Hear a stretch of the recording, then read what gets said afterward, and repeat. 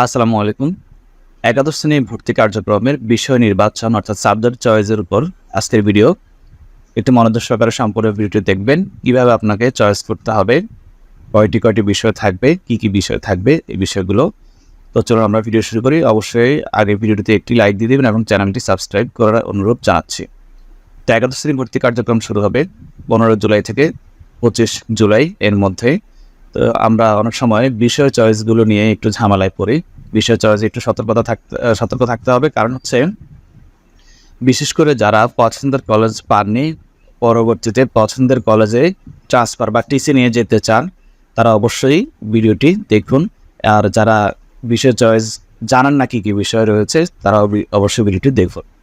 তো আমরা এখানে আবশ্যিক বিষয় থাকবে 3টি, যেটা সব কলেজে সবার জন্য থাকবে।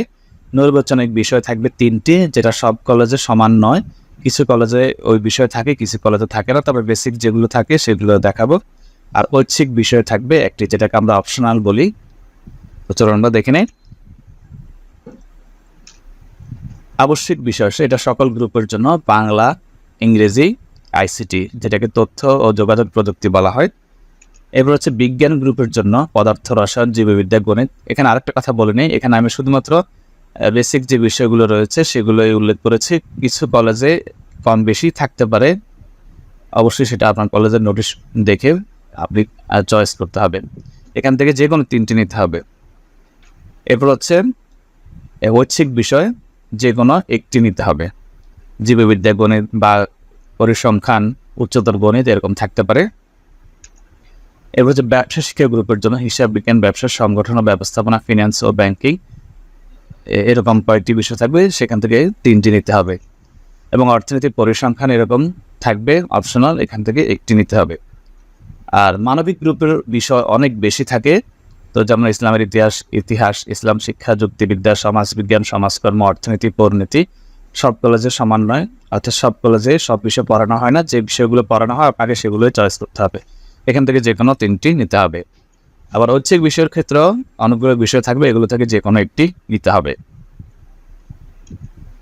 তো এখন যে বিষয়টা সেটা হচ্ছে, আপনি যদি টিসি নিতে চান তাহলে আপনাকে আগে যে কলেজে টিসি নিয়ে যেতে চাচ্ছেন সেই কলেজে কি সাবজেক্ট পড়ানো হয়, কি সাবজেক্ট চয়েস দেওয়া যায়, সেই বিষয়টা ফলো করে আপনি বর্তমান কলেজে সেই বিষয়গুলো চয়েস দেওয়ার চেষ্টা করবেন। কারণ হচ্ছে টিসি নিতে গেলে 2 কলেজের সাবজেক্টগুলো মিল থাকতে হয়। আপনি যদি 2 কলেজের সাবজেক্টের মিল না হয় তাহলে কিন্তু পরবর্তীতে আপনি টিসি নিতে পারবেন না।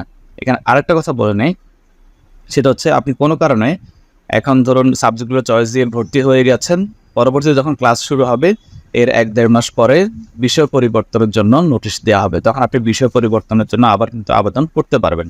তাই বিষয় চয়েস করার ক্ষেত্রে অবশ্যই এই বিষয়গুলো খেয়াল রাখতে হবে। বিশেষ করে যারা টিসি নেবেন তারা অবশ্যই এই বিষয়গুলো ফলো করবেন। ধন্যবাদ সবাইকে। ভিডিওটি ভালো লাগলে লাইক দিতে ভুলবেন না।